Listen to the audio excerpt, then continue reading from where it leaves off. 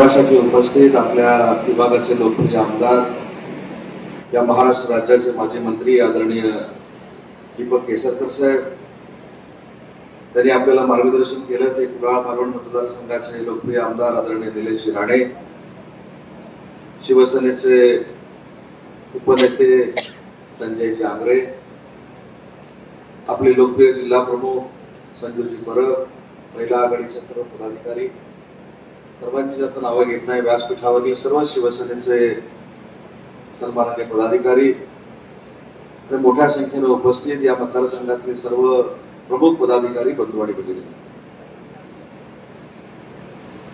जिल्हा प्रमुखांचं आपण भाषण ऐकलं असेल, त्याच्यानंतर तेली साहेबांचं भाषण आपण ऐकलं, निलेशजींचं भाषण आपण ऐकलं आणि दीपक भाईंचं देखील आपण आता भाषण ऐकलेलं आहे.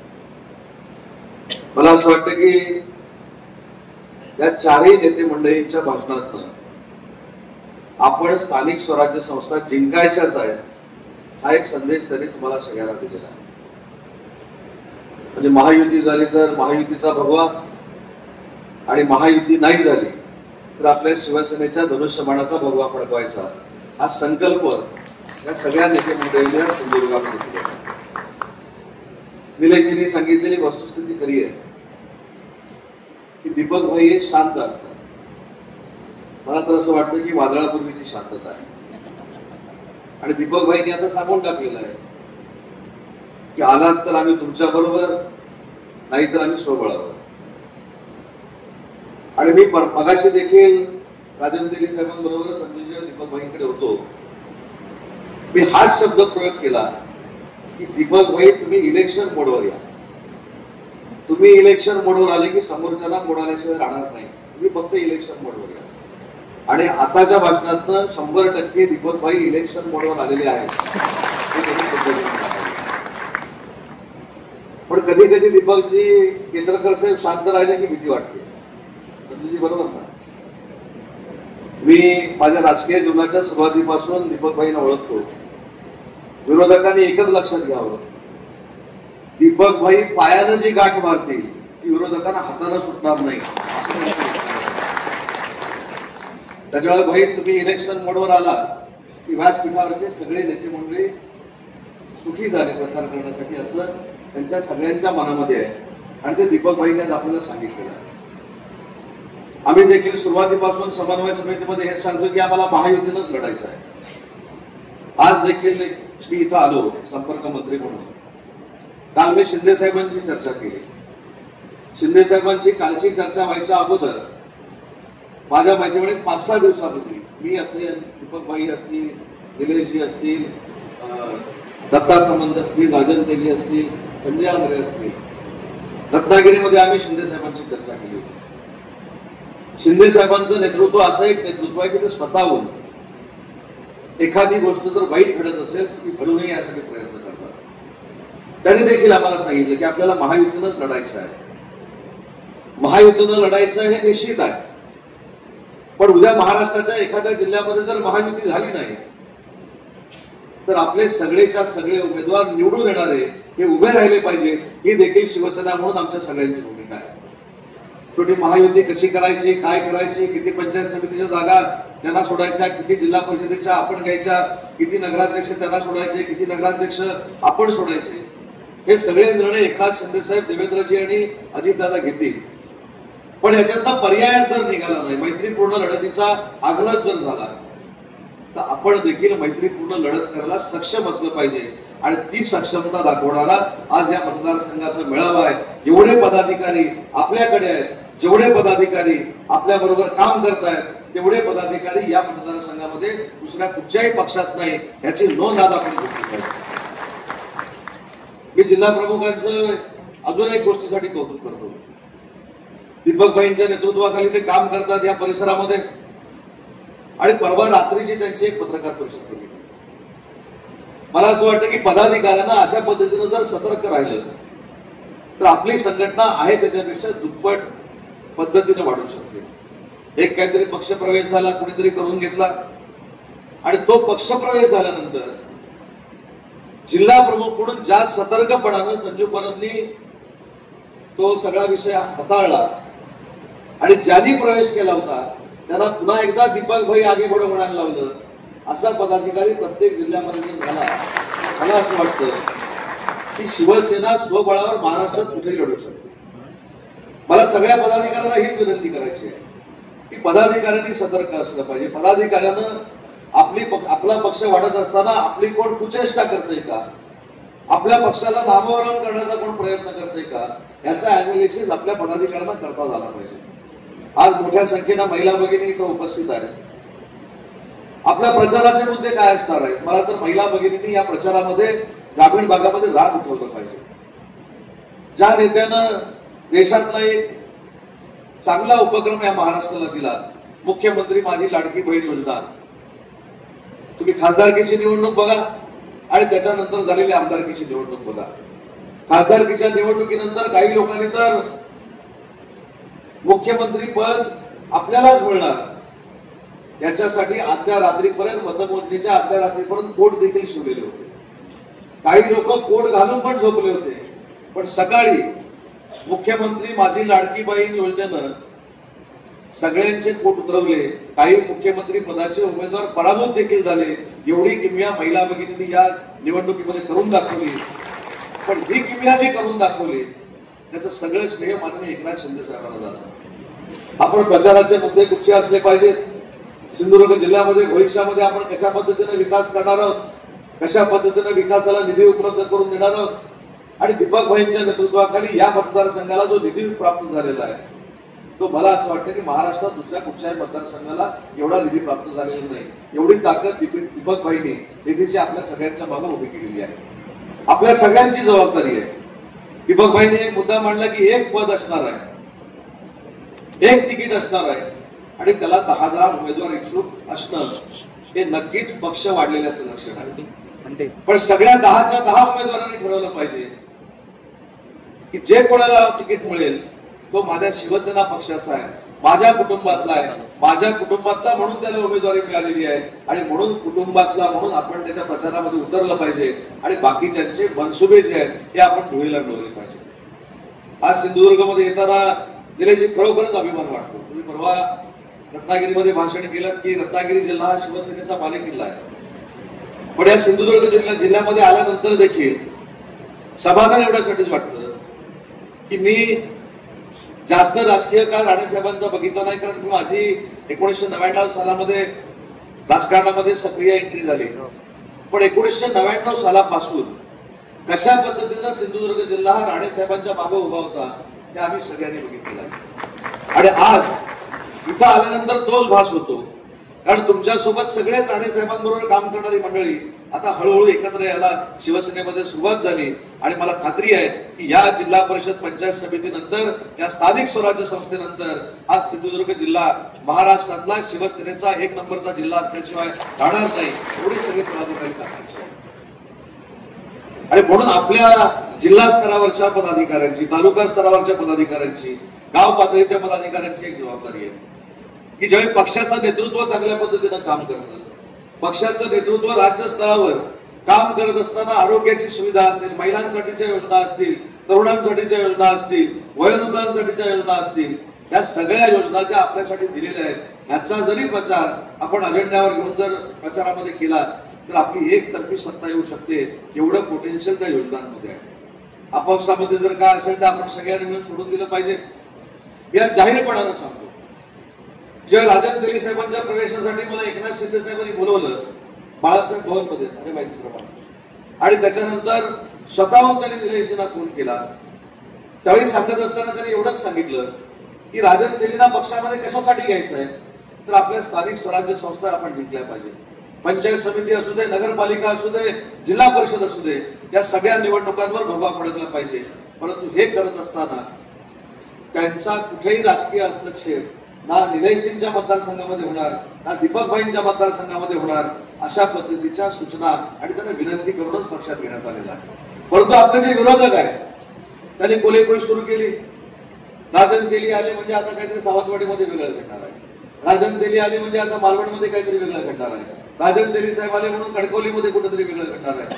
मी प्रामाणिकपणानं सांगतो की ज्या ज्यावेळी राजन तेलींची आणि माझी भेट होते माझं आणि त्यांचं बोलणं होतं. त्यांचा उद्देश एकच असतो की गतवैभव शिवसेनेला आम्हाला प्राप्त करून द्यायचा आहे आणि पुन्हा एकदा राणे साहेबांनी जसा शिवसेनेचा भगवा त्या जिल्हा परिषदेवर भडकवला होता तसा आम्हाला सगळ्यांना भडकवायचा आहे. एवढंच माझं स्वप्न आहे असं राजन मला अनेक वेळा सांगितलेलं आणि ही संधी आहे.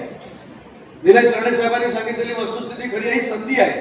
ही जर संधी आपण सोडली तर पुन्हा सिंधुदुर्गामध्ये आपण ताकदीनं शिवसेनेचा झेंडा रोवण्यामध्ये यशस्वी होऊ का हे प्रश्नचिन्ह आणि आत्मचिंतन हे आपण सगळ्यांनी मिळून एकत्रपणाने केलं पाहिजे.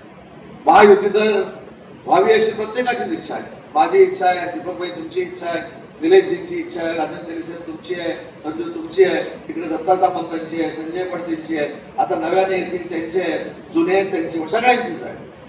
पण समोरच्यांनी सांगितलं की तुम्हाला बरोबरच घ्यायचं नाही तर आपण करायचं काय हा देखील आपण सगळ्यांनी मिळून विचार केला पाहिजे. आणि हा विचार करत असताना मला हात जोडून सगळ्या इच्छुक उमेदवारांना एक विनंती करायची. आपला नेता आपले आमदार उमेदवारीच्या संकटामध्ये येणार नाहीत याची दक्षता आपण सगळ्यांनी घेतली पाहिजे. तुम्ही जर एका ठिकाणी 5-5, 10-10 जण इच्छुक राहिला तर दीपक भाईंची अडचण होऊ शकते, निलेशजींची अडचण होऊ शकते, कणकवलीमध्ये नेते मंडळींची अडचण होऊ शकते. त्याच्यामुळे आपण समन्वयाने ह्या गोष्टी संपवल्या पाहिजे. आपला पक्ष आणि पुन्हा एकदा जर भगवा आपल्याला जिल्हा परिषद आणि स्थानिक स्वराज्य संस्थांवर फडकवायचा असेल तर आपल्यामध्ये समंजसपणा असलं पाहिजे. ज्याला तिकीट मिळेल, ज्याला उमेदवारी मिळेल त्याचा प्रचार मी स्वतः उभा आहे असं समजून मी करणार आहे. हे ज्यावेळी तुम्ही कराल त्यावेळी एकनाथ शिंदे साहेबांना अभिप्रेत असलेली शिवसेना, महाराष्ट्रातली एक नंबरची शिवसेना ही सिंधुदुर्गामध्ये उभी राहिल्याशिवाय उभी राहील अशा पद्धतीचा विश्वास देखील आम्हाला सगळ्यांना. आज आमचे पत्रकार बांधव देखील उपस्थित आहेत. कदाचित त्यांना असं वाटलं होतं असेल की एक गावातून तुकडे आम्ही करून जाणार आहोत, पण आम्ही संयमी आहोत, आम्ही विश्वास ठेवतो, आमच्यामध्ये पेशन्स आहे. ठीक आहे, दीपकभाईंनी आज देखील पुन्हा एकदा सांगितलं की महायुतीची चर्चा झाली पाहिजे. दीपकभाई संपर्क मंत्री म्हणून मी देखील याच्यामध्ये पुढाकार घेईन, पण बोलायचं कोणावर हा प्रश्न आहे. आपण नक्की बोलू. मी स्वतः मुख्यमंत्री महोदयांशी बोललोय, मी 2 वेळा प्रदेशाध्यक्षांशी बोललोय, मी बावनकुळे साहेबांशी बोललोय, माननीय एकनाथ शिंदे साहेब देखील अन्य लोकांशी बोललेत. पण बोलण्याच्या अगोदरच जर आम्ही मैत्रीपूर्ण लढणार आहोत किंवा आम्ही स्वबळावर लढणार आहोत अशा पद्धतीच्या जर घोषणा होत असतील तर आपल्या पक्षाच्या कार्यकर्त्यांनी देखील ताकदीनं निवडणुकीला सामोरं जाण्यासाठी सज्ज झालं पाहिजे. हा निरोप घेऊन मी एकनाथ शिंदे साहेबांच्या इथं आलोय. महायुती झाली तरी भगवा आणि स्वबळावर झाली तरी भगवा हा माननीय शिंदे साहेबांचा संदेश आहे. आणि म्हणून आपल्याला कोणालाच दुखवायचं नाही. मगाशी दीपकभाईंनी सांगितलेली वस्तुस्थिती खरी आहे. राणे साहेब हा जिल्ह्यातला आमच्यासाठीचा अंतिम शब्द आहे, माझ्यासाठी देखील अंतिम शब्द आहे. कारण त्यांनी मुख्यमंत्री म्हणून काम केलंय, त्यांनी केंद्रीय मंत्री म्हणून काम केलंय. आमच्या सारख्यांना राजकीय ताकद देण्याचं काम राणे साहेबांनी त्यांच्या काळामध्ये केलं. त्याच्यामुळे राणे साहेबांचा शब्द हा युतीसाठी असेल किंवा स्वबळासाठी असेल हा अंतिम शब्द आहे, हा आम्ही कधी नाकारत नाही. पण या सगळ्या गोष्टी करत असताना राणे साहेबांना देखील आपण जाऊन भेटलं पाहिजे. मी देखील राणे साहेबांची चर्चा करणार आहे. याच्यातनं मार्ग काढणं गरजेचं आहे. आणि ज्यावेळी आपण स्वबळांना समोर जातो त्यावेळी कुठंतरी कटुता येऊ शकते, कुठंतरी मैत्रीपूर्ण लढतीमध्ये आपण आरोप प्रत्यारोप करू शकतो. याच्यावर देखील आपण बंधनं घालून घेतली पाहिजे. स्वबळावर लढण्यासाठी शिवसैनिक तयार नाही असा कोणाचा जर भ्रम असेल किंवा असं जर कोणाला वाटत असेल तर तेवढा सिंधुदुर्गातला शिवसैनिक दुबळा नाही हे देखील संपर्क मंत्री म्हणून मला सांगायचं आहे. शिवसेनेची देखील ताकद आहे आणि ती 1 नंबरची ताकद या सिंधुदुर्गामध्ये शिवसेनेची आहे.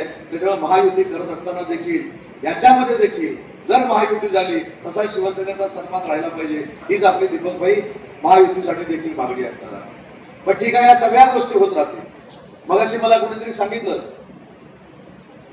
की सक्षम कार्यकर्ते जिल्ह्याच्या नेते मंडळींच्या आदेशाची वाट बघताय. हा मेळावा कदाचित जिल्ह्याच्या नेत्यांच्या आदेशाचाच आहे असं कार्यकर्त्यांनी समजावं. आणि तो आदेश काय, महायुती कशी करायची, त्या जागा कशा सोडायच्या ते जिल्ह्यातले आणि राज्याचे नेते मंडळी ठरवतील. पण आपला उमेदवार धनुष्यबाण आहे आणि तो प्रत्येक जिल्हा परिषद गटामध्ये उभा आहे, तो प्रत्येक पंचायत समितीमध्ये उभा आहे, तो प्रत्येक नगरपालिकेमध्ये उभा आहे असं समजून आजपासून कामाला लागलं पाहिजे. त्याच्यासमोर नाव कुठचं टाकायचं हे एकनाथ शिंदे साहेब ठरवतील. पण आजपासून आपला उमेदवार हा शिवसेना आहे, आपला उमेदवार हा धनुष्यबाण आहे असं समजून कामाला लागायला काहीच हरकत नाही. आणि बघ त्याच्यामध्ये काय तडजोड झाली तर पुढे काय करायचं आपण ठरवू.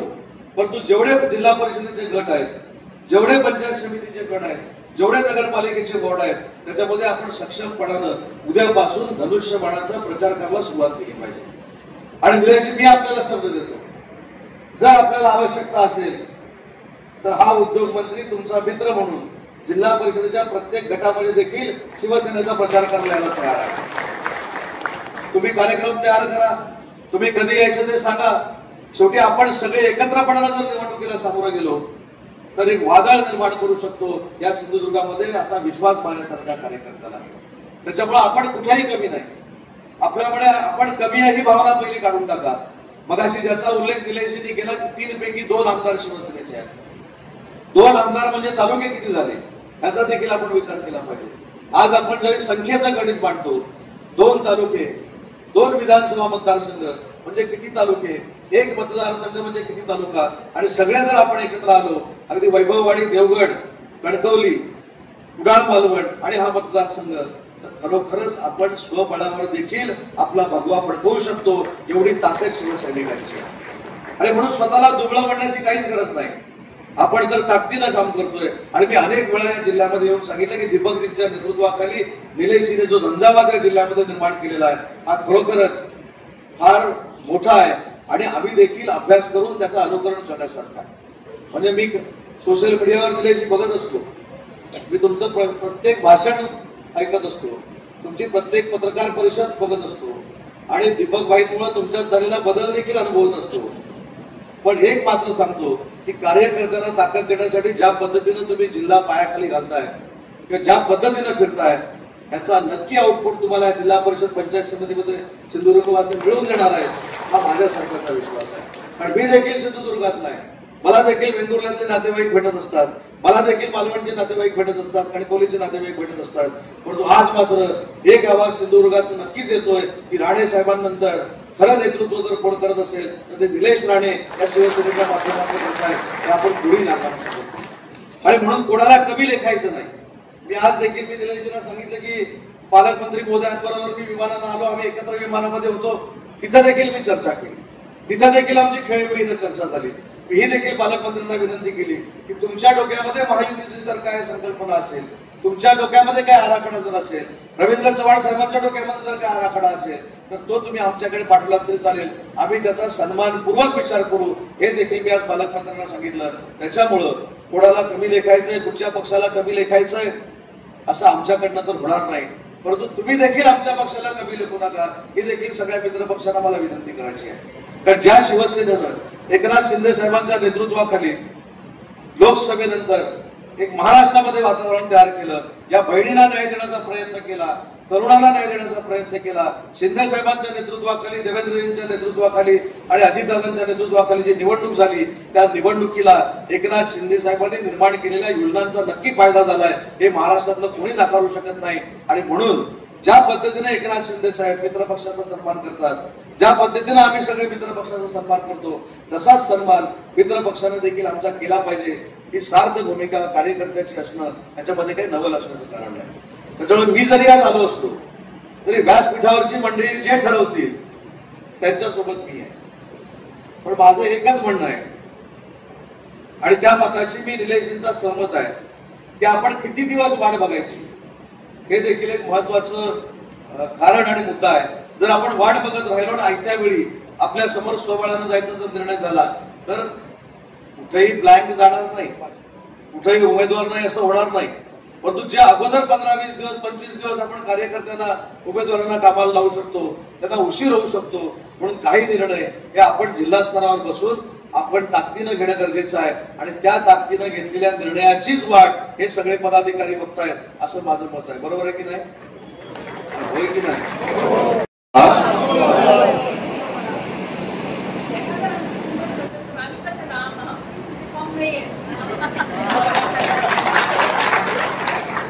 हम किसी से कम नहीं असं जर महिला पदाधिकारी सांगत असतील तर तुमच्या मनातली इच्छा आपण लवकरात लवकर पूर्ण करू.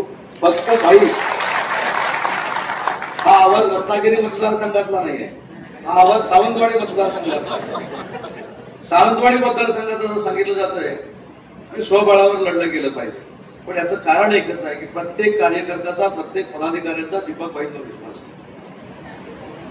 भाईंचाच आशीर्वाद आहे, आम्ही कुठं नाकारलंच नाही, भाईंचाच आशीर्वाद आहे. आणि म्हणून आम्ही सांगितलं की भाईंनी इलेक्शन मोडवर आलं पाहिजे. मी तर मग एक आता नवीन तो मोबाईल मधला शब्द आहे सायलंट मोड काहीतरी असा आहे. मी परवा तर भाईनं सांगितलं हात जोडून, भाई सायलंट मोडवरनं बाहेर या.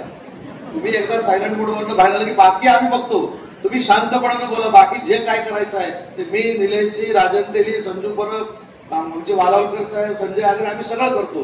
तुम्ही फक्त आशीर्वाद द्या आणि लढ म्हणा. बाकी काय करायचं ते सिंधुदुर्गात आम्ही करतो. भाई या वाक्याला टाळ्या किती पडल्यात बघा. त्याच्यामुळे तुमची आता जबाबदारी आहे की तुमचं म्हणणं आहे ते कुणी नाकारलेलं नाही, कारण तुम्ही आमचे मार्गदर्शक आहात. तुम्हाला आमच्या सगळ्यांपेक्षा राजकीय अनुभव मोठा आहे. समन्वयाची भूमिका असली पाहिजे याच्याबद्दल दुमत असण्याचं काही कारण नाही. पण शेवटी कुठंतरी तुमच्या सगळ्यांच्या नेतृत्वाखाली आपण देखील निवडणुकीला सज्ज आहे हा देखील संदेश कार्यकर्त्यांपर्यंत जाणं हे अतिशय महत्वाचं आहे. आपल्याकडे ज्या नगरपालिका असतील, नगरपंचायती असतील, पंचायत समिती असतील, जिल्हा परिषद असतील, त्याच्यामध्ये एक एक उमेदवार आपण असा तयार करून ठेवू की त्या उमेदवाराच्या आणि शिवसेनेच्या नावावर तो उमेदवार समोरच्याचं डिपॉझिट घालवेल अशा ताकदीचे उमेदवार त्या जिल्ह्यामध्ये आपण जर उभे केले तर आपली ताकद एवढी मोठी आहे की पुढच्या निवडणुकीपासून आपण कोणाला किती सोडायचं याच्यावर चर्चा सुरू आहे. त्याच्यासाठी सगळ्यांनी सक्षमपणानं काम करावं एवढीच या कार्यक्रमाच्या निमित्तानं मी विनंती करतो. स्वतः शिंदे साहेब देखील सिंधुदुर्गामध्ये येणार आहेत. बूथ प्रमुखांच्या मेळाव्यासाठी पुढच्या 8 ते 10 दिवसामध्ये एकनाथ शिंदे साहेब सिंधुदुर्गामध्ये येत आहेत. त्या बूथ प्रमुखांच्या मेळाव्याला आपल्याकडे कॉन्क्रीट प्रपोजल पाहिजे की आम्ही भगवा कसा फडकवणार आहोत.